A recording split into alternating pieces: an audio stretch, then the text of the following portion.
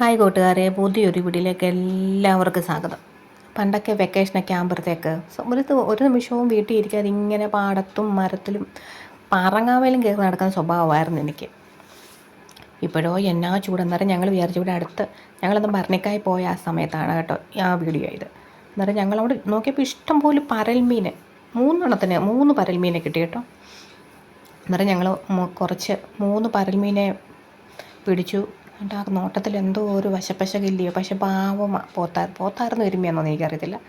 3 പോത്ത് കിടക്കണം. എന്തോ ചൂടാ, ഭയങ്കരം ചൂടെന്ന് വെച്ചാൽ അതിശക്തമായി. ഇതിപ്പോൾ സമയം 9 മണി ആയതേ ഉള്ളൂ. ഭയങ്കരം ചൂടെന്ന് വെച്ചാൽ ഭയങ്കരം ചൂട്. അയ്യോ ഭഗവാനെ, വെള്ളവുമില്ല, കിണറ്റുകളിലെല്ലാം വെള്ളവും പറ്റി ഭയങ്കര ബുദ്ധിമുട്ടാണ്. അപ്പോൾ നന്നായിട്ട് എല്ലാവരും വെള്ളമൊക്കെ കുടിക്കണം.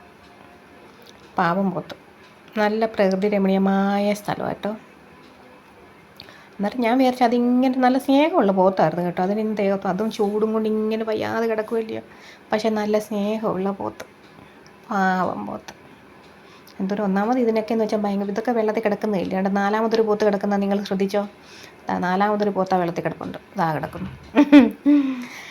പിന്നെ ഇതെൻ്റെ ഭർത്താവിൻ്റെ പിന്നത്തെ ലീലാവിലാസങ്ങൾ കണ്ടോ. ഞങ്ങളാരും ആ തോർത്തെ പിടിക്കാൻ ചെല്ലാഞ്ഞതിൻ്റെ അഭ്യാസമാണ് ആ കാണുന്നത്, പക്ഷെ കിട്ടിയില്ല.